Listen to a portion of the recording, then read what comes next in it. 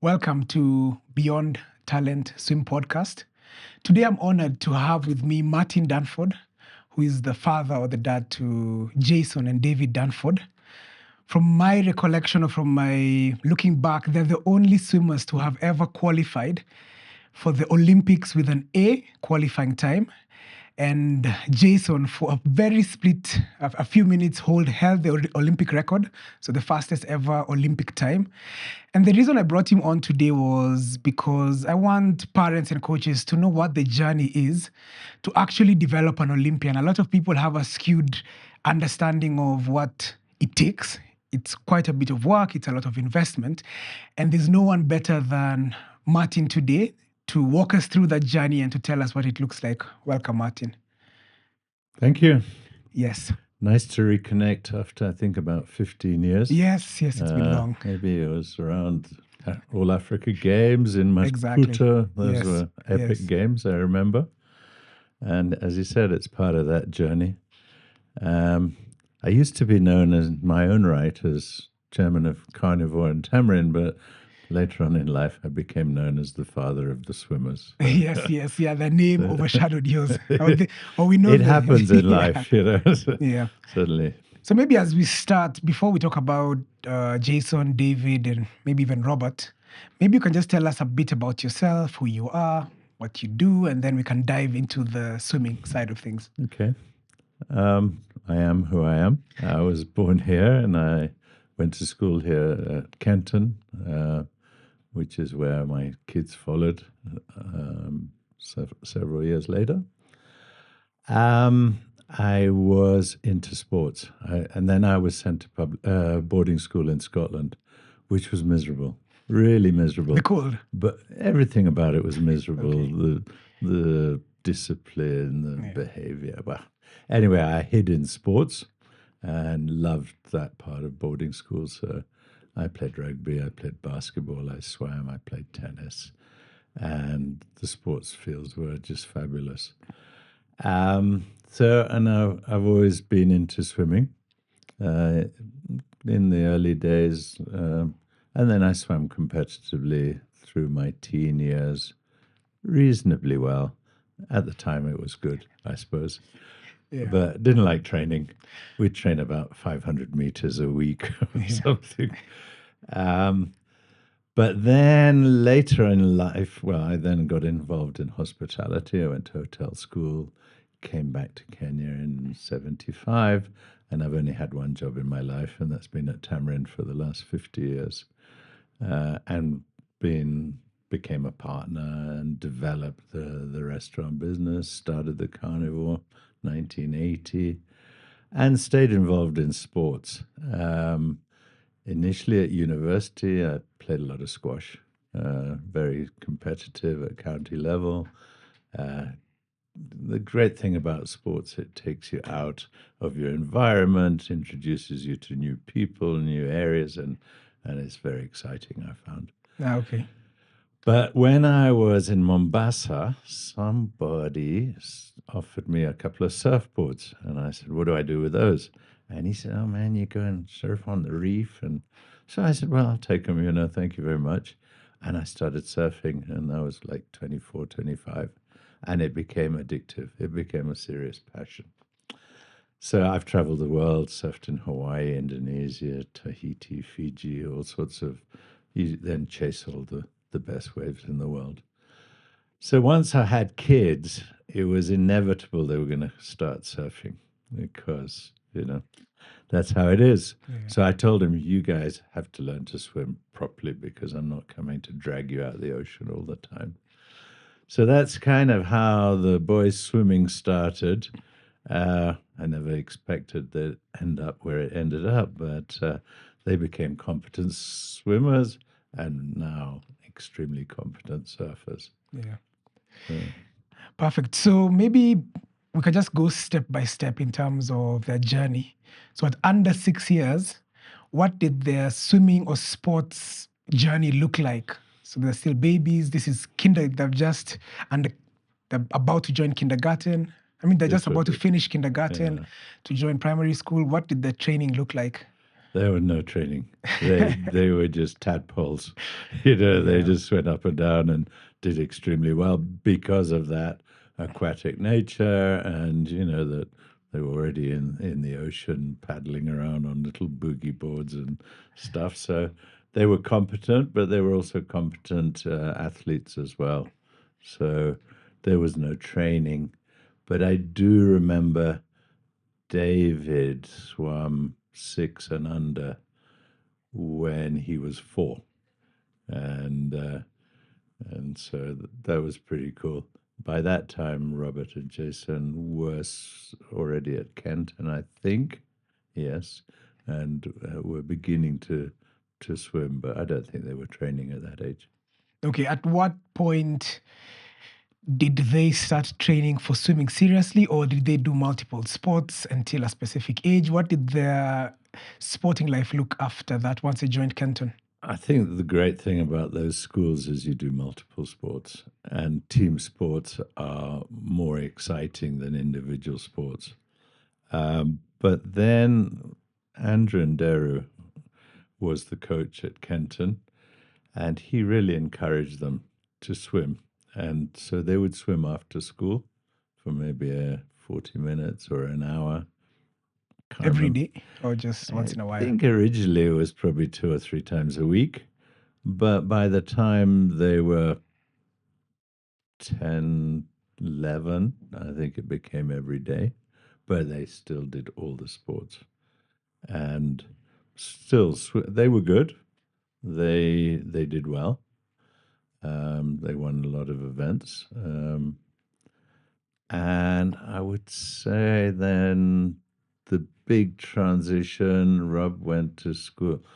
They went to school in England, but Rob went first to a school without a swimming pool. Can you imagine? We never even thought about it. What was it called? Marlborough College. Okay, Marlborough College. And then Jason followed. How old was he when he left? 13. And Okay. Jason followed at 13, still a school with no pool. And I think the big turning point was Dave was left alone here, and we went to level 3 in South Africa. And Dave was winning everything here. And we went to level 3 in Bloemfontein.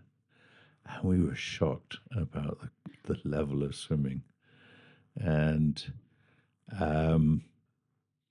we went with a team of 4 or 5 with Shirley Minor. And Dave did not make a final. He didn't make the top 10 in his age group.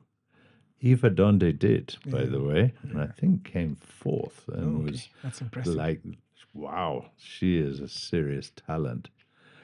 Anyway, Dave, being competitive, said, this isn't good enough. I'm going to come back here and sort these guys out. So that was our first real international competition that made you realize, wow, there's some serious people out there. But nonetheless, he then went off to Marlborough. At what age? 13. 13. So Rob would have been 16. Okay. David was 14. Jason would have been 14. Yes. Okay. So they're just over 3 years between the three of them. Okay. And they just played all the sports, and they swam a bit. I don't think they really trained. They trained during the swimming. I think there was a swimming term where there was competition swimming between the schools, tended to be in summer. Otherwise, they played rugby and hockey and cricket and athletics. And it came about, there was a teacher at Marlborough who taught economics. And he happened to have swum for Great Britain. So he was a 4-minute 100 IM guy. He was a serious swimmer. But he retired. He must have been out of swimming for about 10, 15 years. And he saw Jason swim one day and called me and said, your son is an extraordinarily gifted swimmer. And I said, yeah, he's good.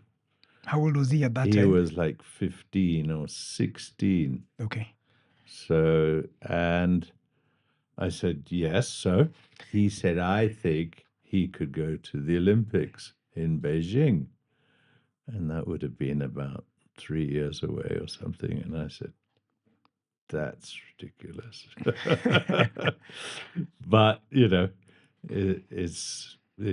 and so I actually said to him, well, great. So what's it to do with me? He said, it's everything to do with you. Because you're part of the triangle of the swimmer, the coach, and the parent. You have to support him in everything, and you have to persuade him to stop doing all these other sports.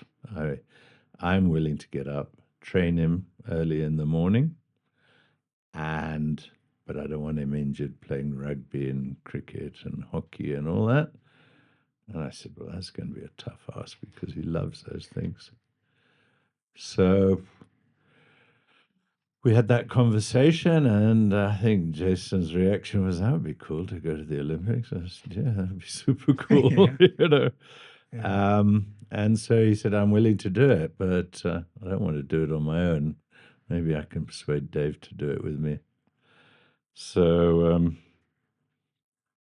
I think that's what happened. And he and Dave Was excited or yeah, Dave was not that excited because he hadn't established himself. Jason already was winning into school matches, and he in was rugby and cricket in particular? no, in swimming, Oh, swimming. Okay. and rugby, and yeah, they were all good at that. Okay. Unfortunately, they were good academically as well. So Yeah. we'll talk about that because I think it Yeah. goes together. Yeah. So then, then they trained seriously. They were up in the dark in winter, and, all the other kids were fast asleep, and there was no swimming team. Okay, the school by then had a swimming pool. They built a swimming pool, not because of them, because they knew they needed a swimming pool. But anyway, the boys made good use of it. But that would have been in Rob's third year or even fourth year. Otherwise, they went down to the village to swim in the village pool, which was not exactly conducive to getting up early in the morning. So they did that. Might you remember what the training looked like at that point? Was it everyday doubles? I think it was everyday double, yes. I think it was probably 5 days a week, everyday double. Okay. No other sports. But they would play a bit of squash, and I think they'd run cross country. And so I think multidisciplinary sports is actually very helpful. And as we found out later, gym became, when I was swimming, no one did gym. And now It was frowned upon. every Yeah. swimmer has to do gym now and do strength training and endurance training. So, and dry land, obviously. And then, so Jason won a lot of age group events in Britain, which was like, wow, okay, it's good. And then we went back to level 3 in South Africa, and Jason would have been about 17, Dave would have been about 15, and boy, they did well. Dave, I think, got about 5 silvers. I don't think he won an event there, but he was vindicated of not making a final. Yeah. And Jason won everything. I think he got 5 golds. And suddenly these boys from Nairobi were getting all these accolades, and everyone, they're South Africans, where's Nairobi? And how did they get to swim like this? Yeah. So, yeah, that was like, okay, now these guys are really serious. If you can beat the South Africans at age group level, you're getting close to the top of age groups because they are good. At that time, they were actually one of the best in the world. Yeah. The South And they're Africans. still really Yeah, they're still- competitive yeah. because there's a culture of swimming Yeah. that in Kenya there really wasn't. Yeah. And, I think if you look at the numbers at that time, there might have been in Kenya 2,000-3,000 competitive swimmers. South Africa probably had 50 plus thousand. America had more than 1 million competitive swimmers right through the ages. So, we are just tiny, tiny babies. Um, then it came to leaving school, going to university. Rob had graduated and went to London School of Economics. Jason wanted to go to Oxford or Cambridge and had the grades and went for an interview, I think at Oxford, and called me and said, I've got all the swimming records. I said, what do you mean? He said, yeah, I've got all the records. I've beaten all the records at Oxford. I don't want to come here. I said, why? Well, wait, it's a great university. No, you don't understand. I do really want to go to the Olympics. I want to swim. So suddenly we had to change direction and look at America because that's the only place you can combine top education with top athletics. And a long story short, he got into Stanford. Hard work because suddenly he had to do SATs, which is completely different to A levels. But he got in on the second. I think he had to do 2 rounds. And their life changed completely. Then swimming became life. And when you join a team like that, it was incredibly serious. Stanford has a history of world record holders, and the reason is they work hard. They put you through boot camp, they train twice a day, really hard, and they are so resourced. I mean, at that time, the swimming team's budget was about $2 million a year for 30 guys. I mean, unbelievable. That's more than most countries can afford. And that's why America is so amazing at the designated sports. And, Stanford was just multidisciplinary. At that time, Tiger Woods had been there, John McEnroe, the tennis player, had been there, and you're just like in awe of the facilities and the CVs of everyone. But what was really different at Stanford was swimming became a team sport, something they'd never really experienced. I think every swimmer loves relays because, it's you and your buddies. Yeah.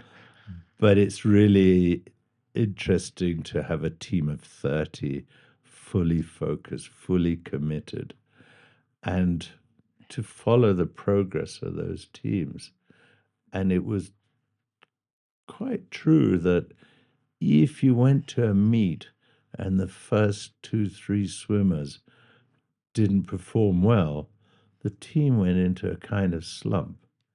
And if they, exceeded in the first few, everyone was really pumped up and going, wow, we're gonna kill this. So that was quite interesting. And they really promoted that aspect of team swimming, which I guess made training a lot easier because training was very painful. Yeah. Swimming training is tough. At that level, it becomes very painful. Yeah. So, as you said, as a result, 2008, Jason got an A time to go to the Olympics. For the 100 fly. For the 100 fly. And I think a B for the 100 free. And Dave got a 50 free B. And I'm not sure about, I can't remember. But he did. He was at Stanford at that time. He had, yes, he'd just gone to Stanford. Okay. Prior to that, he had gone to the Commonwealth Games in 2006. That's David. David. Okay. Jason wasn't allowed to go to the Commonwealth Games. Stanford said, we've got the NCAA Championships. Which is more important. And that's more important. We're not going to. What did the guy say? He said, I'm not going to any Empire Games. So he really belittled the Commonwealth Games. Yeah. So, Dave went, and he was still at school at Marlborough, and he made a final in 100 back. Oh. No, 200 back. Oh, okay. 200 back. So that was pretty cool. And then he managed to get into Stanford the next year. And so, yes, so then Beijing happened. We went to Beijing in awe of all the swimmers and everything, Phelps. Yeah. and Phelps, of course, was just a superstar. He won Yeah. every. He was the most talented swimmer probably ever because he Yeah. could swim every stroke. He could win every IM. He could win breaststroke if he wanted to. He could win backstroke, freestyle, butterfly. It was amazing.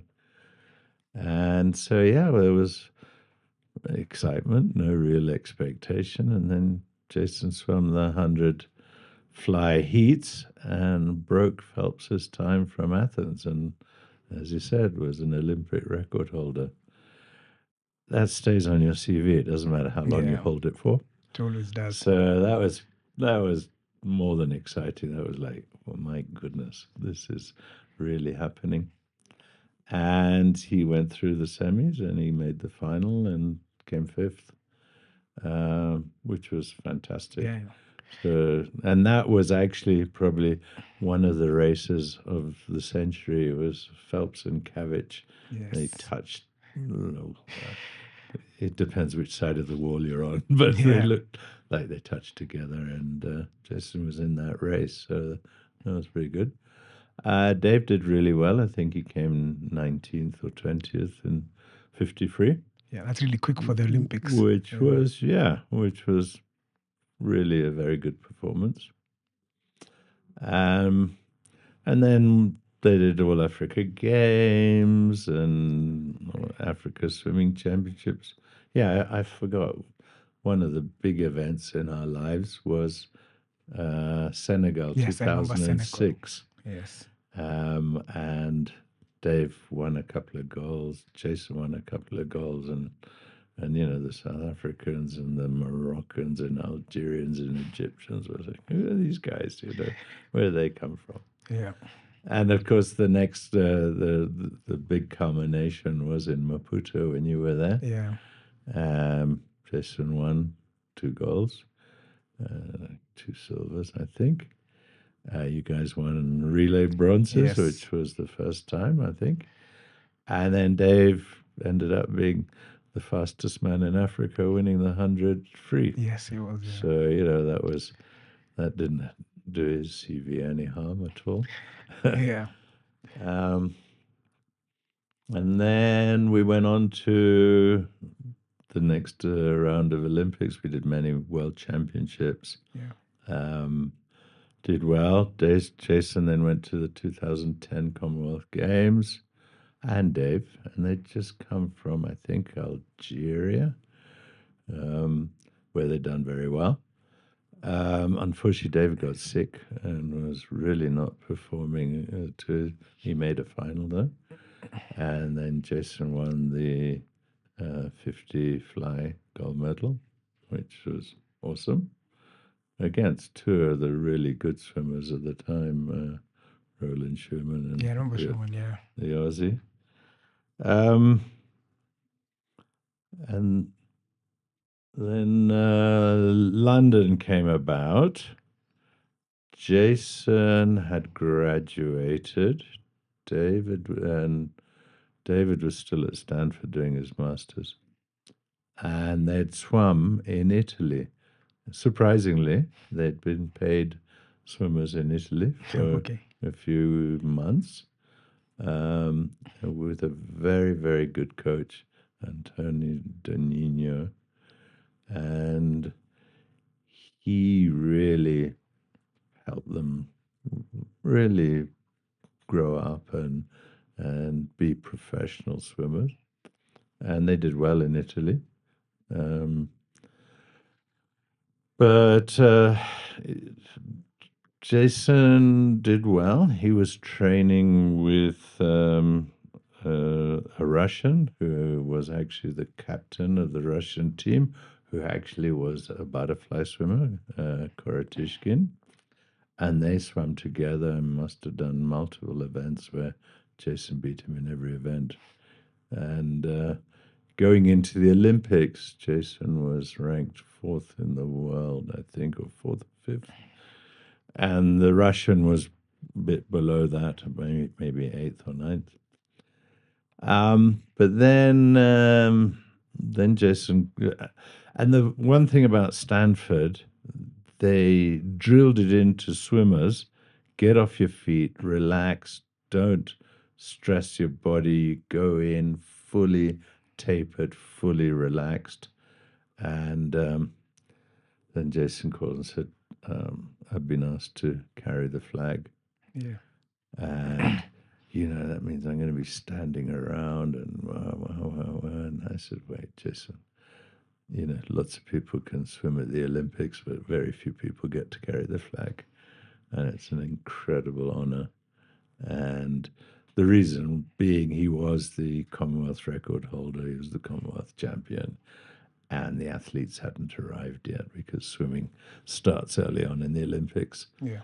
So he did carry the flag, and it was probably one of the great moments of my life and his, obviously. But did it affect his swimming? Maybe, maybe not. But he didn't make the final and was very disappointed.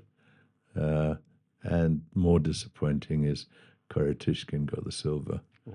And this is a guy I'd beaten Yeah, he's all been year, beating you. so he was kind of disappointed about that. But that's one of the things swimming teaches you, or anything, any sport teaches you.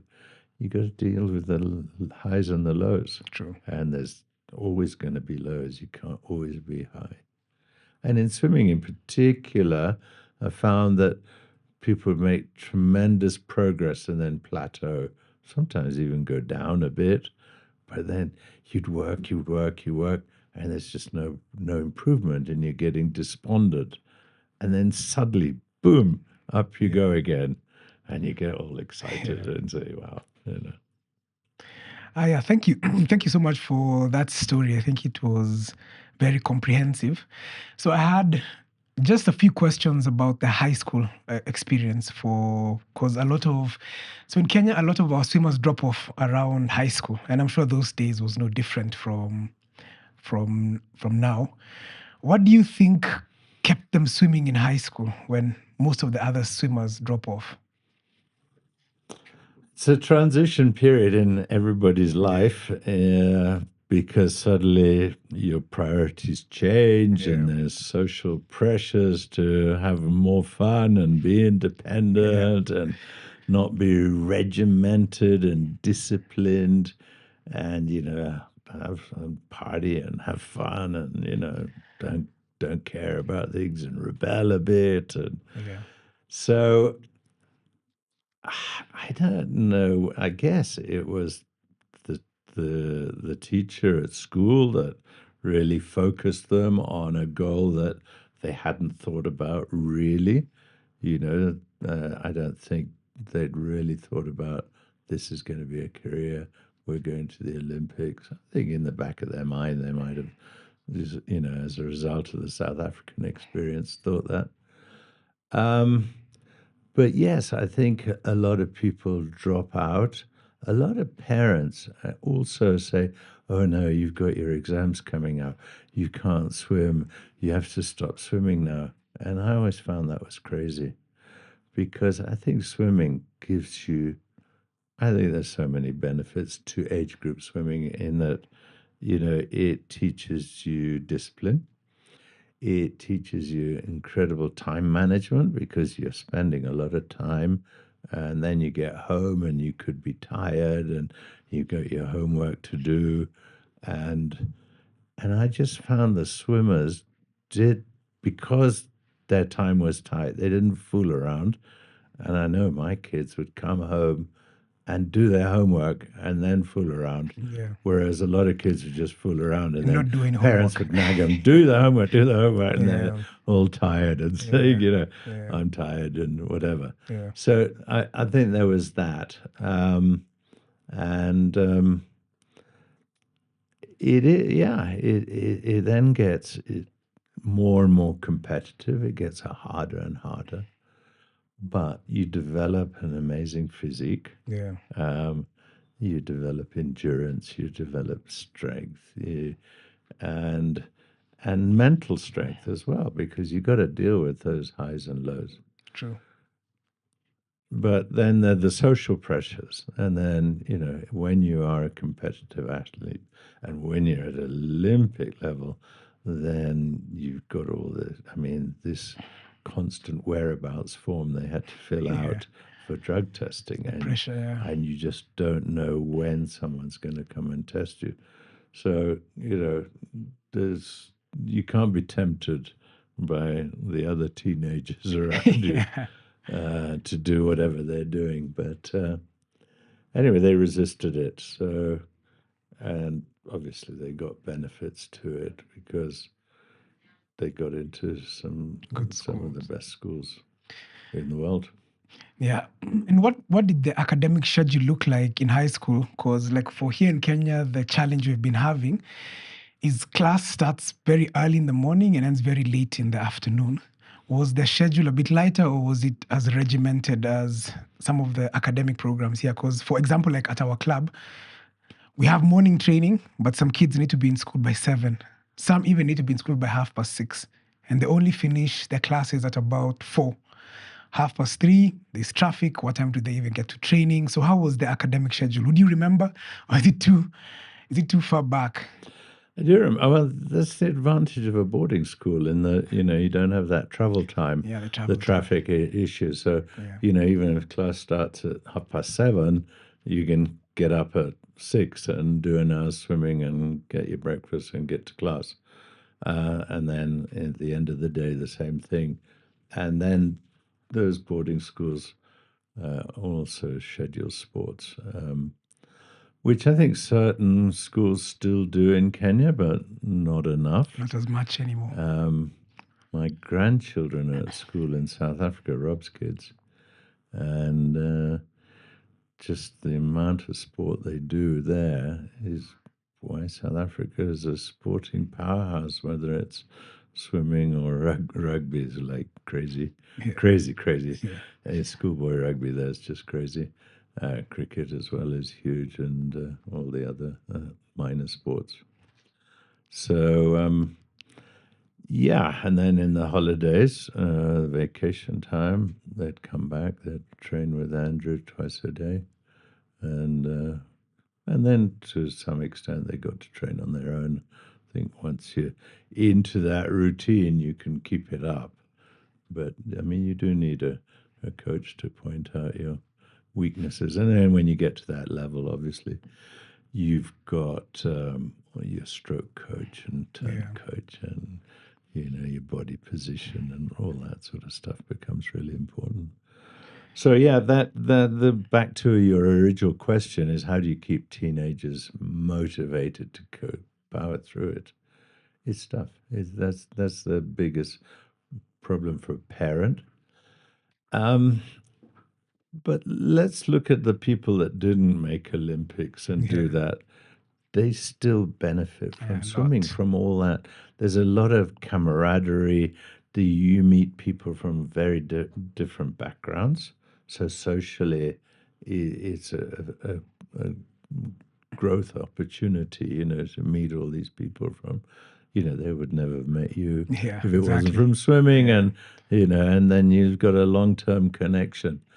Um, there's the other thing about swimming is you don't fluke a good time. Yeah. You have to set a target, which, in life you set your goals. Swimming gives you an achievable goal, and you don't get there without doing the work. And that's again the same thing of life. You got to work at your goals. You got to, even if you don't have defined goals, you've got to put in the work, and you've got to suck up the disappointments and pick yourself up and go and do the work again. Because as I said, it comes in fits and starts. It does. It's not a steady progression. You've got to get over those disappointments. Yeah, in fact, one of the main reasons I brought you today was sometimes we do talk about Jason and David, and there's so many rumors that fly around about how they were brought up. They were in a sports school by the time they were 10, swimming 4 or 5 hours a day. So it's good to actually hear the story and realize it happened naturally and the progress there was support. So my next question is, as a parent, what what amount of support, especially at under 18, because I really like focusing on that age group because that's where we're losing a lot of the kids. What do you think you did differently that was able to allow them to achieve some of these things from emotional or any other One, yeah, being a sport person, being an aquatic person, so I had experience and understood what was required.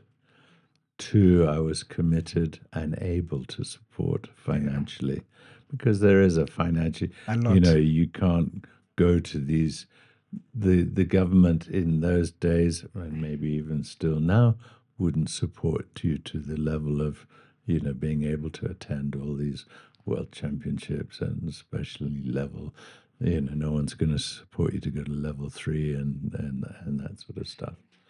So I was very fortunate to be in that position. It put me in a sort of unique position. But parents have to be supportive and help the kids emotionally. When you do go through those changes in life, and girls have body shape changes, boys have other distractions. Girls, for instance. Yeah, I think you just have to be. If you're able to, then that's fantastic. It's just when you've got a gifted child and you don't have the resources, that becomes Disappears. really difficult. But we've seen support for gifted people, and there's some swimmers right now at the coast, and let's go back to Rama. He didn't have, Yeah, Rama also. he was a great swimmer, and he did it through societal support and through his own commitment. And there was someone, he didn't go to the Olympics, but he became an international swimmer. He traveled the world. He did good times. I was looking at his went on times. trips with him, and those things really are the benefits of seeing the world, and then getting inspired or getting disappointed as well. But as I said, I think if you are a competitive person and you've got goals and you achieve that goal, that's an inspiration in itself. True. You don't have to be the best in the world, even the best in the country. But as long as you see you're progressing and you're hitting those targets and you're getting better. So I think, I'm looking back and seeing a lot of swimmers who did it for themselves, but also got a lot out of it in life as an experience, Yeah, and how much involvement did you have in your kids' swimming? Were you more of a parent who supports from like supporting them, or were you leading them from the front, saying you have to get this times, you have to do these competitions? What was your type of parenting style? I think this has to be self-motivation. You can't beat them into submission. So I mean, you encourage them and you talk about, we talk about swimming a lot because especially in the later years, it became, part of the family dynamic Discussion, is to discuss it. And even my wife was, if anyone said, you've got to get back in the pool, it was her. I would just say, let them be. They'll figure it out. But there's a carrot and a stick in life, but I think the carrot's better than the stick. If you don't want to do it, you're not going to push yourself through that. Look at your own experience. Did your parents push you? Nope. You did it for yourself. Yeah, for myself. And regrets? Nope, no regrets. No regrets. Loved it. Even though I didn't reach the Olympics, as you're saying, I achieved so much. Like, there's so much that shaped me. And even my academic performance was shaped by my swimming, because I always used to get A's. And the swimming really helped me with that. And my parents, actually, whenever I needed a swimsuit, whenever I needed to go to training, my mom even had to give up her car for me to be taken by a driver to swimming back and forth. And they didn't know what my times were. They didn't know any of that, but I loved it. So they just supported me, and they used to show up once in a while to come and watch, but I loved it. I owned the sport because they didn't push me towards it. then you were lucky to have Yeah. such wonderful parents. But Yeah. yeah, parents do that, and yeah, they have to give up. You just heard their car, their Yeah. time, and Yeah. support the kids, providing the kids really into it. But it's difficult when the kid says, "No, no, I want to party now, and I Yeah. want to chase girls and start drinking or Yeah. whatever it is." Yeah. That's the tough time, but I Yeah. was lucky. So I remember when we were younger, just as I started swimming competitively quite late. I think I was 14. So that must have been 2015 or 2014, if I'm not wrong. You used to be quite involved in the swimming space by sponsoring or supporting the swimming galas, because I remember we had banners and all that that was supported by you.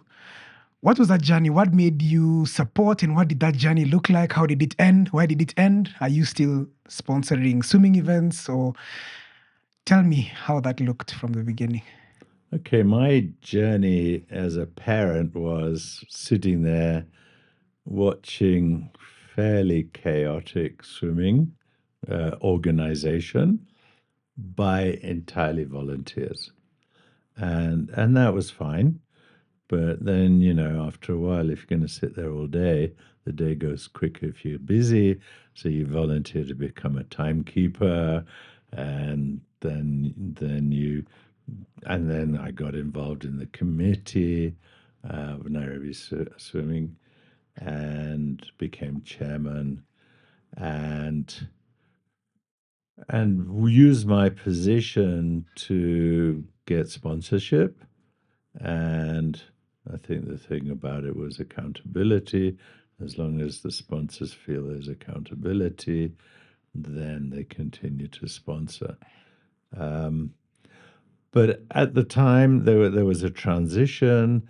That there's always a bit of a conflict between parents and coaches, and It's that still there. actually parents shouldn't be running swimming, coaches should be. But then the coaches don't have the parental contacts, the commercial contacts, and realistically, they needed a stipend to just go about their, support of swimming. You're going out to Kasarani all the time, there's a cost to it. And, you're taking your time. You could be doing it, running your coaching or whatever else. So there became a commercial element to volunteering for those who needed it. And I think that commercial element put pressure on finances. The sponsorship was small, and as long as there was accountability, it kept going. But after a while, and that enabled us to change swimming. We made some changes. We classified, level one, level two, level three, uh, because otherwise, when there's thousands of kids, the competitive kids wait 2 hours between events or 3 hours, and it's just trying to handle all that. And sometimes we'd be there in the dark, Yeah. trying to finish an event. So we had to, and swimming picked up its popularity. But we also started Meet Manager and timing, and sort of brought technology into swimming. And that had some costs, and we managed to raise sponsorship in that. Um, but I think I left swimming, and when did I leave? I left in 2012, I think. But I'd left Nairobi by then as well. But then swimming started getting mired in controversy and lack of accountability, and that controversy and accountability, lack of accountability, destroys faith in sponsors. They want to know what impact they're making. It was picked up by entries. Entries went up and up and up. Gate takings went up, but that's not enough. Um, I'm surprised that Carnival was still sponsoring when you were swimming, because we started sponsoring when we had that water park splash, and that was 92 we started, and I think we sold it in about, I would say 2007, 8, maybe like that. But Carnivore was always involved in sports, and then I guess the two I loved was swimming and squash. Squash. Yeah. So we did, junior squash, and I don't know why I wasn't in charge of all corporate decisions, so I think we dropped out. And also, business goes up and down, and you start looking at what you have to spend. Okay. Yes. So. But accountability is Yeah. going to be the main hindrance in any sport. Yes. And we've seen, cricket go up and Yes. down. Yeah. Football's mired in controversy. Yeah. Rugby has been on a high and then, goes up and down as well. So, yeah, sports. Unfortunately, sports and politics do mix. We Yeah. try and keep them apart, but there's always a political ambition in the sports organizations. Yeah, but I think through your story, it shows that there are other pathways, even if there's currently an issue with how the federation is run. I think parents still have possibilities and options out there for their swimmers. So it's just something for parents to explore. See I mean, the difference in swimming is that most of the swimmers are kids, but there's no accountability that those are actually your customers, Yeah. It's just they're doing us a favor and we're sitting here comfortable and, getting all our allowances and everything, rather than saying to the parents, thank you for spending your money for supporting your kids, and we too will make a team and support it. And, I think things go through transitions. Yeah. And I don't know what the state is right now, but I hope it's on the up. Let me not talk. Yeah, that's a whole podcast by itself. Where you left things is where things currently are. So still up, down, up, down. We compete with football for the most controversies nowadays. So No way. Swimming and football are 2-2. Oh no.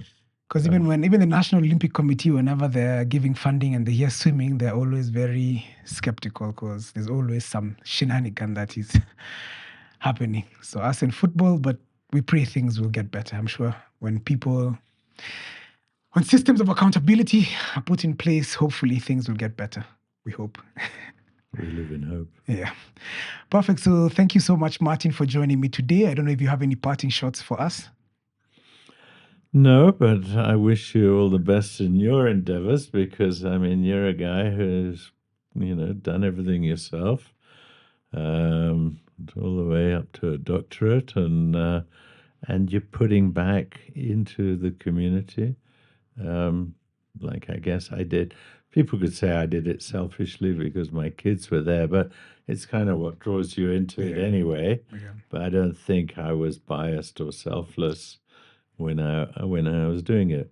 But then time moves on, and when you run an organization of 1,000 people, you have different pressures of time. True. And worries and everything else. So you move on. But swimming's done a huge amount for our family life. I forgot a funny little story that Rob was now working in South Africa at Standard Bank, and the boys were swimming in the Olympics, and he's a trader, so they have all these screens.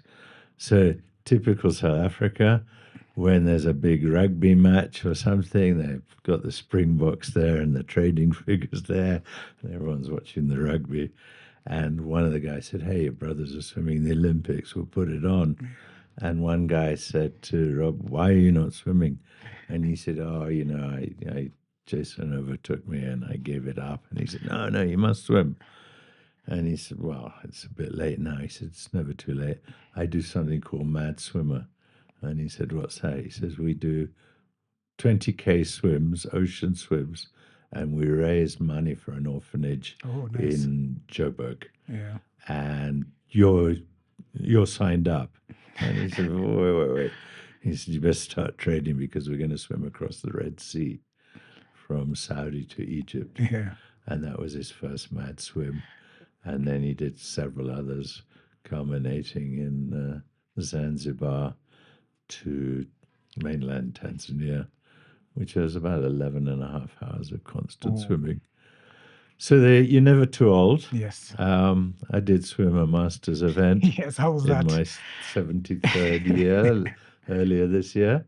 It was painful, but it was fun. It was fun to be in that community. Yeah. And it's exciting to see masters swimming. Is when I was in my 40s, 50s, there was probably about 10 of us would swim just for fun.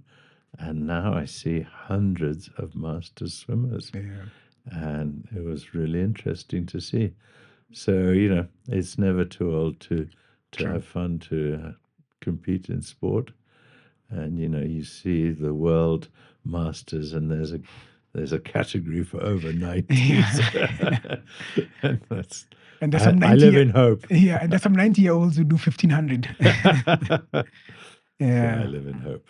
Thank you. Thank you so much for Okay. coming. It was an honor. I love your story, and we're looking forward to developing more Olympians through this story that you've given us. And with your efforts, I'm sure you'll succeed. Thank you. And nice to be with you again. Yes. Thank Thanks. you. Bye. Perfect. Bye.